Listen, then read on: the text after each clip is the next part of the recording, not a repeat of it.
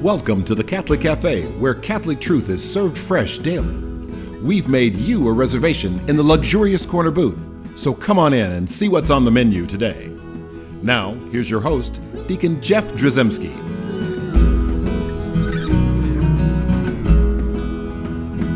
Greetings and welcome to the Catholic Cafe. I'm Deacon Jeff, sitting in the luxurious corner booth of the Catholic Cafe. And sadly, we don't have Venerable Tom Dorian. No. We do have Ziggy Rodriguez. We do! And that's so exciting. I'm so glad you're here. Yeah, it's interesting. We both know, and not a lot of people don't know this about Tom, but he really he loves square dancing to the point where I might call it problematic, you know. So he was really hitting it hard recently, and he actually sprained his lateral do-si-do. So it's like that's a tough thing to get over, especially as we get older. You know, it just doesn't work as well. So we wish him well. He's a little under the weather, and so he will join us again. Although I think he might have avoided this particular topic because this is about we're going to talk about more of this summer of Holy Matrimony, and we're going to talk about authentic communication and intimacy, and really just some characteristics that go with that. And I think that's, Tom doesn't like to communicate, right? His nickname is Stonewall, so. Well, he has a pet raccoon that he talks to. Well, that's even more problematic. Okay, anyway, we're going way off. We're going way off here. We need to get back on to things here. I have a sock puppet I talk to. I understand. All right, TMI. So, all right, so there's a lot of things we have to do when we communicate, and we'll say communication is like this important thing, and everyone agrees that communication is an important thing. Yeah. But honestly, it's vital, and I think a lot of people don't put enough emphasis. And then we'll say the word communication, and everyone assumes like there's just one big facet of communication, and that is communicating. Right. Like I say something, you hear it, and we've communicated. It's like that's not really what's going on here. Right. Now, I'll tell you what, before I do this, I do want to talk about a communication I received. I got a phone call out of the blue. Every once in a while, people track me down. And this was a person who, as it turns out, I was involved in their conversion to the Catholic faith many years ago. And then also in I baptized their baby. So I'm just giving a shout out to Haley and Tim in Bowling Green, Kentucky. Hey, shout out. And also to Georgia, who I baptized. And then they've also since had another child, Cece. So a beautiful little family. And they're also listening. And I'll say this, they have a small group setting where families get together, right? So couples, it's like a couples ministry at their parish. It's a very small thing that they're doing, and it involves drinking beer, apparently. I don't necessarily endorse that part, but hey, we're Catholic, right? So everything in moderation. But anyway, they get together and they have a good time, but also they are going through the summer of Holy Matrimony. They're going through our series, and they're using it as an opportunity to learn more. So this is the communication part of that, and it's very important. And I think that as we go through this, and we talk about these necessary characteristics, you're going to start to realize that in some ways, all of us need work with this, and this isn't all strictly about marriage. It is, but all of these are some general characteristics that come with necessary characteristics that come with communication, but more importantly, authentic communication and intimacy. Yeah. So when we say authentic communication, we're not talking about what we think, I think they got the message. I mean, this is talking about authentic, but then also it's not just communication, but intimacy. Yeah. Right. And I'm not talking necessarily about what someone might think when you say the word intimacy. No, but mutual self-revelation. Yeah, exactly. So in this, I'm going to go through a list of things here, and we're going to talk about it. And you can quietly, you don't need to do this out loud in front of your marriage partner or your spouse to be, but what you can do is mentally check off, do I do this or do I need work here? Because what you're going to find is for a marriage to be successful, each and every one of these things need to be present. Yeah. And when there are issues, obstacles, problems that arise in a marriage, sometimes after 1 year, 10 years, or 25 years, it's going to be because one of these things is not present. Right. Right? Or there's a misunderstanding about how present it actually is. So let's just go through some of these. So the first one on my list is vulnerability. Mm-hmm. Now, usually we hear about vulnerability and we think of vulnerability as a weakness. Right? It's like, oh, I'm vulnerable. This is where the enemy can attack. I'm vulnerable in this area. I have a weak spot. There's a kink in the armor, that kind of thing. Yeah. And really, it's not about that. It's really something that blesses a one flesh relationship. Well, I think it's very important too to think in terms of so we have a lot of people who are living in shame right now, and I'm someone who I spent many years where I dealt with all kinds of shame, and you have that inner voice within you that says, well, if they really knew me, they wouldn't really love me.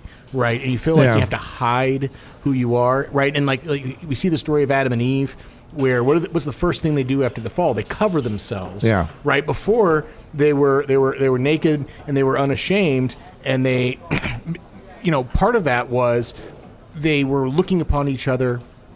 And they both experienced that peace of the interior gaze as they looked upon each other. They weren't objectifying the other, and so they weren't fearing being objectified by the other. Right. But they also just weren't fearing of being judged by the other. Right. Right. And so, but we're all living in these fig leaves these days and covering ourselves up. That's right. And so this vulnerability is one of these characteristics I think that a lot of people don't think is a good thing, but it's actually beautiful, because if you look at this from the perspective of, if neither one is first or best or in charge, then both are first or best or in charge. In other words, being open and willing to allow the other to lead is a beautiful quality. And if both do that, then there's a natural inertia, and really it's actually divinely inspired, because then Jesus takes the lead. Yeah. God takes the lead. God's revelation takes the lead. And then both of you are led in a beautiful way.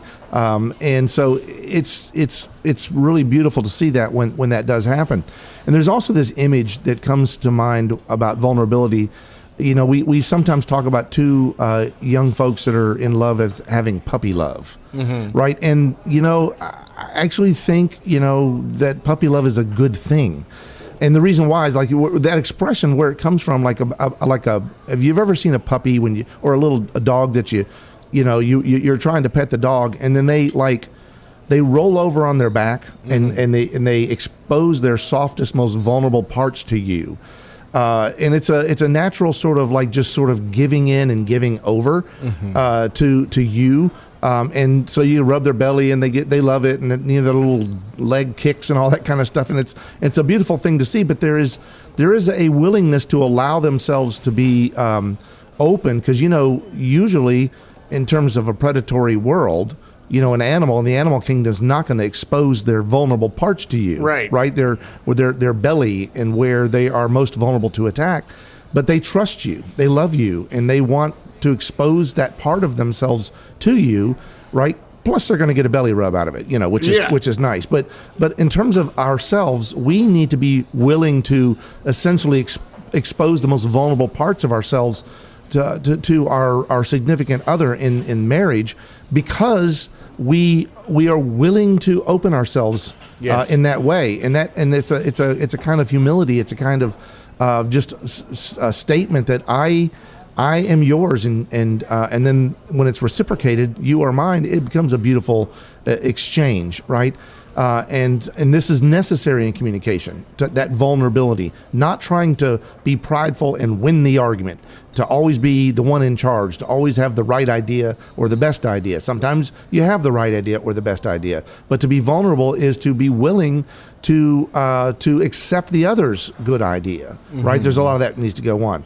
So, and these are all connected, by the way. You'll see one touches the other. This next thing I want to talk about is trust. Yeah. And everyone will say, yeah, trust is important. But literally, vulnerability is not capable or able to even be expressed if there's not trust. Right. The puppy's not going to, if the puppy doesn't trust you, right, then they're not going to be vulnerable to you. In the same way, there has to be mutual trust, one to the other, in a marriage relationship, right? And so it's like, it's like, so petty jealousies, attempts at control, right? Those actually do damage. Well, there also just needs to be a basic trust that we both are willing each other's good. We both care about the other, and we're both trying to make this work, right? Including during the difficult times. Because if you have a situation where you're like, I don't really know if I can trust that this person is going to love me if I share this part of myself, you're not going to be vulnerable. So, I mean, it goes hand in hand, and you're going to end up feeling very lonely if you lack trust. And similarly, you're going to feel very lonely in your marriage if your spouse doesn't have that trust. And the only way you can really build that trust is to earn that trust. Exactly. And this is why when someone falls, and that tragically happens in relationships, like infidelity or something like that, or even the hint of it, this is how it's really hard to either maintain or get that trust back when it's lost. So that's why avoiding the near occasion of sin, avoiding your weaknesses, and that kind of avoidance, like we call it the near occasion of sin in Catholic speak, but really avoiding those situations, avoiding scandal, things that might look bad, specifically because you're trying to continue to build trust. And when you betray that trust, or take advantage of the other's trust, you lose it, and it can be a very, very devastating thing. And there's a lot of people who might be in radio land who either personally have general trust issues or have a spouse who have general trust issues. And listen, that's something that happens, and it might be a generalized thing. It might not be specific to your spouse. It just might be, I've been hurt a lot, and it's hard to really trust people, and it's hard to really be vulnerable. At that point, I think checking back in with our Lord, especially in the Eucharist, in adoration, and seeking a healing there, because we first have to trust God, and then trust through that trust of His goodness, trust that He has brought me together with my spouse or with this person who we're on the path to becoming spouses, for example, and ask the Lord to help heal that part within you that might be interfering with trust. And if you have a partner who is struggling with that, it's not going to get fixed overnight, but bringing it up and saying, you know what, I really think if you seek the advice of a priest, if you really seek to bring this into your prayer life and seek a healing for it, God desires you to have these fruitful, healthy, vulnerable, trust-filled relationships. Yeah, I've encountered folks along the way in counseling and whatnot where I hear statements like from one or the other saying, we will never spend a night apart, or I will never do this or ever do that. And you think like, that might be a little extreme, and there might be some trust issues at the core of that. And then also there's other things.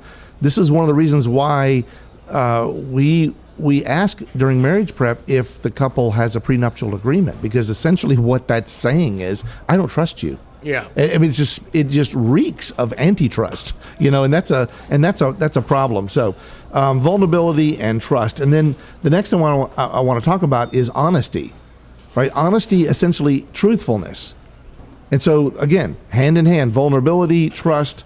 You can't have those two if you're not honest and true. So, at the end of the day, anything that you're hiding, you mentioned hiding earlier, anything that you're not talking about, things that you're keeping to yourself, these things, it doesn't mean that you're always, guys, you're always going to have that struggle when someone says, does this dress make me look a certain way or whatever, right? Yeah, you should say absolutely, honey. I'm just kidding. No, this is why you're not married yet, Sam. No, you point to a higher truth. Well, which, but if she's not in the best shape, we're not going there. We're not going to go there. No, she's still beautiful. Yes, absolutely, 100%. And all I'm saying is, there's sometimes lose. So don't, it's not going to be good. No, but you've got to be honest, and you've got to speak the truth, because if you're not true to the one that you're married to, then you're not true to the one that put the marriage together. Yeah. Right? There's no more lying.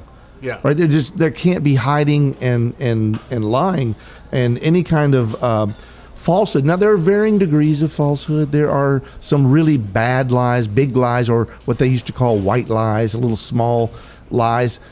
I will just say that, the more you lie, the more you speak an untruth or untruths, however small, the easier it is to lie. So we have to be mindful Yeah. of that in life, but essentially honesty with the other person. And it's not your job, by the way, as a spouse, to make sure the other spouse knows that they are the one with the problem. Do you see what I'm saying? Sure. Yeah, which is not necessarily ever the case. It's just that when we say these things, it's not our job to like point out the other's faults. That's not what honesty is about. Well, you brought up the thing about like, does this dress make me look fat? I think things which obviously can be a difficult things for some people to navigate. It's easy to say the wrong thing or say it the wrong way. But if we link it to what we were just talking about, she's being vulnerable, right? And there needs to be a trust between the two of you that you love each other unconditionally. Right. That she is always absolutely beautiful, and that there's nothing regarding that's not going to change, and the more you build that person up in the trust that you are absolutely a stunning, beautiful woman. I am attracted to you, things like that. I'm so thankful for us to be together. Right. I mean, that's ultimately what's really matter, is that she's built up in that security and that trust. That's right. And it's not just her. It goes both ways. I mean, because the guys, not necessarily about looks or whatever, but there are times where, it's like, hey, do you think I was like a jerk in that situation? It's like, oh yeah, you were a jerk. But there's ways to do that in a way that doesn't demean them, that doesn't objectify or lower them, and make it seem like you're the judge in the relationship. And it's like, so it's always about there's honesty, but how we balance that with civility, respect, etc. And when we get things right, I mean, when I mean right, I mean like rightly ordered. Like what you're talking about with like not objectifying your wife or your husband, and reducing them to body parts or how they, falling into what the world might value. These are things that we have to avoid and realize where beauty comes from. But a lot of us want to be vulnerable and say, hey, does this, I might ask my wife, does this shirt too tight? Does it make me look like I need to lose some weight, And there's nice ways to say that, respectful ways to say, hey, maybe this is not the best wardrobe choice, and here's why. And you don't do it in front of other people and all these kind of things. But honesty is there because there's no barriers between us. Yeah. Right. And that's what the honesty and the truthfulness is all about. So vulnerability, trust, honesty, and then the other is openness. So openness, another word for openness is transparency. And it's different than honesty. Openness is like I'm allowing you to see all of me, and I'm not hiding anything from you. And I'm being open with you. I'm telling you how I really feel. Now again, there's always got to be discipline, discernment, respect, human dignity. All these things have to come into play when we're being open with the other, right? Or being vulnerable with the other, and we're trusting or trying to build a relationship of trust, and also through honesty. All those things come into play, but really openness, you can't hide anymore, right? And so like we don't have any more secrets, right? So what are you really feeling? What are you really, you don't want to hide that stuff, because this is why the silent treatment is bad. Don't go to bed angry. And we'll talk about, we have conflict resolution coming up in the next show. But the thing is, at the end of the day, no more secrets, no more secret stashes, unless you have Chex Mix. You're allowed to tuck some away so no one else knows where it is. That's the only exception to this rule. But no more thinking like, well, separate bank accounts, right? Or this is my stuff and that's your stuff, and let's keep those separate. Now, she may have no desire to mess with your golf clubs, and I get that, and that's fine. It doesn't mean that like we share everything. So I bought us some new golf clubs, honey. I bought me a new Corvette so that we can share it and you can ride in it with me. Right. That's not what we're talking about. What I am talking about is the idea that like secrecy, hiding from the most intimate person that you have on the planet, right? The other human being that you are most intimate with, is essentially going to destroy the trust, destroy the vulnerability, and the honesty. Yes, and it's not the case that we have to just say whatever's on our mind, Yes, whatever correct. we're thinking or feeling. We're supposed Right. to. People have intrusive thoughts. People, sometimes have stuff that they need to sort out, and you have to check yourself interiorly with stuff like that. But if you are starting to find yourself living a secret life because you're not checking those things, you need help. You need the help of your spouse. An extreme example of that is how many times we see these movies, we're fascinated with them when we find out some man has a second family. Right. And it's like, I guarantee he didn't wake up one morning and go like, I think I'm going to marry somebody else and have kids and live in another city, in another house. It's like, how does something like that happen? Infidelity, having relationships outside of your marriage, which is terrible. It's awful. It's tragic and should never happen. And these things, we step into them by, not being vulnerable, not trusting, not being honest, and certainly not being open about. I'm experiencing some problems and difficulties here, and maybe it's just me. I don't know, but we need to talk about this, right? But when someone says, "Well, what do you feel? How do you feel about this?" You don't go like, but you really feel strongly about it. It's like, I don't want to talk about it. It's like, that's not right. That's not a good, healthy thing for communication. Okay, so another one is another authentic characteristic of communication, authentic communication and intimacy, and that is prayer.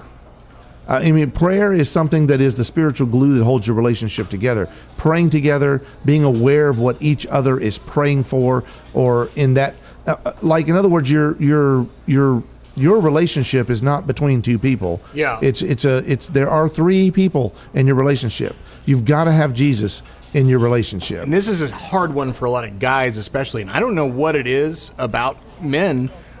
Even as a man myself, I've had a lot of guy friends who've opened up to me about difficulties that they're having in their marriage, and I was like, "Well, hey man, have you prayed with your wife?" And he's like, "Oh, we don't do stuff like that." Yeah, that's weird. That's right? weird. That's what the people think that. Well, guys don't typically like to do that, but guess what, guys? It's not just the guys; it's also the ladies. And what you start to find is people don't know how to pray together, and they'll right, and because a lot of people picture prayer as being some kind of, you're in a Pentecostal relationship, You're going to speak in tongues, and your hands are going to go up in the air. You're in the middle of Kroger, and you're just suddenly going to have like this moment with God and everybody, and you're speaking in tongues in the frozen foods, and it's like, that's not what we're talking about. Right. We're talking about simple. When Jesus taught people how to pray, he taught them the Our Father. Right. So something as simple as saying an Our Father, Hail Mary, Glory be before you go to bed, right? Or just exclamations of prayer. Lord, help us. Lord, help us figure this out. Bess and I just went on a little trip, and, either she leads it or I lead it, but we do an angel of God as we get in the car and as we start our trip. And it's like just a little thing that we do. And it's not like people go like, oh, they're praying together. How embarrassing. Well, it's not that. Another thing that could be kind of a hack for this is if you feel uncomfortable about praying out loud, you can be like, well, what we'll do, like praying what's actually on your heart and your intentions. You can say, let's pray a rosary together, and before you do the rosary, do we have any intentions to bring up? Yeah. And then at that point, you're bringing up stuff that we're going to be lifting up in the rosary, but it isn't something where you have to be phrasing it in some way. Right, just simple. We're praying for Uncle Bob. Yeah. We're praying for this big decision we have to make. Right. And then do an Our Father. Yeah. Or do a rosary like you're suggesting. The key here is in terms of vulnerability and openness and honesty with your spouse or spouse-to-be, is say like, hey, can I just say something embarrassing? I don't know how to pray. Right. I don't pray usually. I think I do inside. I think I believe in God. I'm pretty sure I do. And yet I don't really know how to express that outwardly. And I want to be able to do that with you. And I promise you, your spouse or spouse-to-be is going to like, okay, I'm going to let you in on a secret. Me too. Right? Me too. And so then all of a sudden you're on a journey together. Right? So that's a beautiful thing. Now, the other thing I want to talk about, another authentic characteristic of communication is listening. We are so good at talking. There's a reason why God gave us 2 ears and 1 mouth. We are so good at talking, we're not really good at listening. And listening is not just pausing. It's not just stopping for a second and allowing your partner to say something. It's actually trying to consume and count, weigh discern what they're saying. What do they mean? What are they feeling? And it's a window into their soul when you listen. But obviously it's not when you're already thinking about what you're getting ready to say next. So to actively listen, it's an act. It's not something that's passive. Listening is not passive, but it does involve you shutting your mouth and then paying attention, not looking away, not rolling your eyes, not reacting. It's like, let me hear what you have to say. And so listening is a powerful characteristic. And then I do want to bring up the dying to self. We really do have to die to ourselves. That's what we said that marriage is in true love. It's like total gift of self, one to the other. And when we put the other first, when both put the other first, it's a beautiful, beautiful thing, because then God becomes first in the relationship. And there has to be death to self. So get rid of the selfishness and replace it with selflessness, right? That's also required. And then just one last thing, and that is yours, mine, and ours. Be careful with how we use these words. You are one flesh. Everything needs to lean more towards ours. Doesn't mean you can't have your likes and dislikes. Doesn't mean you suddenly have to like onions if you don't like onions because your spouse likes onions. It just means we have to lean more towards the ours. Maybe we need to start focusing on our friends and not my friends and your friends. Anything that's other than ours becomes a wedge and a potential danger to the one flesh relationship, right? It becomes a separation point.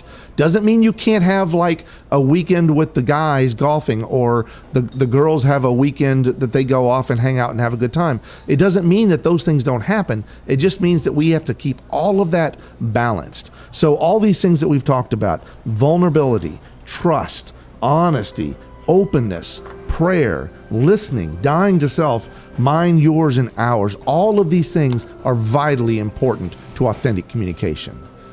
Hail Mary, full of grace, the Lord is with thee.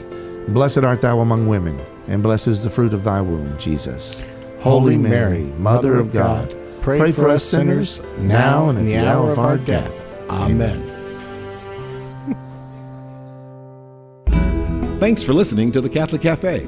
If you'd like to contact Deacon Jeff, send him an email at deaconjeff@thecatholiccafe.com. Visit us on the web at thecatholiccafe.com. You can also find us on iTunes or follow us on Facebook and Twitter. The Catholic Cafe is brought to you by the Order of Malta Federal Association. Join us again at the Catholic Cafe, serving up salvation one cup of coffee at a time.